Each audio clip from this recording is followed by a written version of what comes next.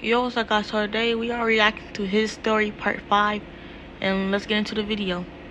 I was watching my son being a goalkeeper at his football game when suddenly a striker's knee came down full speed on his forearm. I instantly ran out to the field and saw was sticking out of his skin. I patted his shoulder. "Don't worry, son. I'm sure this won't be permanent. You've still got a World Cup to play in one day." But when we got to the hospital, the doctors looked at us with tears in their eyes. "This is life-threatening. We'll need to amputate it." I looked at my son, who was silently looking at his hand like he could barely process the news. The doctors put the anesthesia mask over his nose, and when he woke up, he only had one arm. When we got home, I promised him I'd get a prosthetic arm, but when it finally arrived, he just stared at it. I tried lifting it up to him like it was a prize. "Son, look, the doctors say that once you get used to this, in around 6 months, you'll be able to play again." He shook his head without looking at me. "I'm not interested in that anymore, Dad." One night, a World Cup ad came on, and he got up and left the room without a word. I knew I had to do something. The next morning, I filled out the escort application for my son without telling him, and in the box that asked why my son should be chosen, I told them everything. 3 weeks later, an envelope came back with a World Cup crest on it, and I read it to him at the breakfast table. "Congratulations, your son has been selected to walk a player onto the pitch at the opening ceremony." He pushed it back across the table and didn't even smile. "There's cameras, Dad. Everyone will see my stupid fake arm. Then keep your sleeve down, walk the tunnel, and then we go home." He stared at the envelope, then nodded. 2 months later, we were in a tunnel under 80,000 people, while giants from 32 countries lined up beside my son. He kept tugging his sleeve down over his wrist, and my heart was slamming against my ribs because I needed this to go well. The captain at the front of the line turned and looked down at my son, at the sleeve and the wrist that didn't match. The tunnel went dead quiet. He lowered himself onto one knee and held out his hand. My son pulled his sleeve up past the prosthetic in public for the first time since the surgery and took it. A player representing France behind him stepped out of line and did the same. Then Brazil, then Japan, then Senegal. He turned back to me, grinning ear to ear. "Dad, they all wanted my hand. I'm never taking this thing off ever again." 6 months later, he sprinted off his line in his first game back and smothered a shot with both hands. I swung my putter at the neon blue golf ball and watched it drop cleanly into the hole, and Kevin's whole birthday party went quiet. That was my 5th hole-in-one in a row. Kevin walked over chewing a skewer of steak that had no business being at a cheap putt-putt course. "These are the baby holes. Do it at the windmill and I'll buy you lunch for the rest of the year." He circled me like he owned the place. "You're only here because my mom made me invite the whole class." I shrugged. "I'm only here for the free food anyway." He pointed his putter at a chef in a white coat searing scallops by the snack bar. "Chef Marcel makes my lunch every day. Sink the windmill and I'll pay him to make yours as well. All year, miss, and you keep packing that sad little bag." 2 of his friends snickered and trailed us to the windmill. I lined up and swung. The ball drifted across the green and stopped 2 inches short of the cup, right in front of the windmill. I could already see myself packing the same flat peanut butter sandwich every morning for another whole year. Kevin grinned. "Hope you enjoy packing your own lunch the rest of the year." He set up his bright yellow ball, barely looking at it. "My uncle owns this course. I've made this shot 1,000 times." He putted, and before the ball was even halfway there, he jumped up and pumped both fists. "That's how it's done." He landed so hard the whole windmill creaked and shifted, just enough to tap my ball forward. Every head turned to watch it crawl the last 2 inches, then it dropped. His own fist pump had knocked my ball in. A second later, his bright yellow ball reached the hole, bounced off my blue one, and rolled back out onto the green. The whole party erupted. Kevin stood frozen with his fists still in the air. His own chef walked right past him and handed me the lunch container, still warm. I took it and turned to Kevin. "Hope you enjoy paying for my lunch the rest of the year." My coach subbed me off and put his own son Kendrick in the game, and we immediately went from winning by 7 to losing by 12. Kendrick got 6 turnovers in 6 minutes, but coach kept him on for the whole game. In the locker room I asked, "Coach, we lost by 28. Why didn't you take Kendrick off when he missed 10 three-pointers in a row?" He squeezed his clipboard so hard I heard it crack. "Don't you dare question the coach. You're not playing the next 3 games for this." I looked over and saw Kendrick smirking. I sat for all 3 games and watched Kendrick miss every shot. Our coach yelled, "He's our star player," and drew dozens of plays for him, but he turned it over every time. I was furious and went to the principal. "We just lost 4 games in a row because of this." He was shocked as he clearly never heard of this, and next practice he walked onto the court and fired the coach in front of the whole team. coach walked out, and Kendrick's face dropped. Our new coach put me back in the starting lineup, and Kendrick sat on the bench again. We made it all the way to the championship game, but when they called the starting lineup for the title game, Kendrick's name was on it. I couldn't understand why our coach would start him, but then I walked onto the court and saw who was keeping the official scorebook. It was Kendrick's dad, smiling at me like he'd planned something. I tried to just focus on the game, but Kendrick kept messing up. He'd turn it over every time he caught it and missed every shot he took. It was clear he shouldn't be playing, but despite Kendrick, we still won. After the final buzzer, I went to his dad to check the official stat sheet, but Kendrick was right there, smirking about something. And when I saw the stat sheet, my jaw fell on the floor. Every point I scored was given to Kendrick. He had 30 points credited to him. I had 0. I got in his dad's face. Why did that do that? They both just smirked. But then a scout came over and grabbed the stat sheet. He looked closely.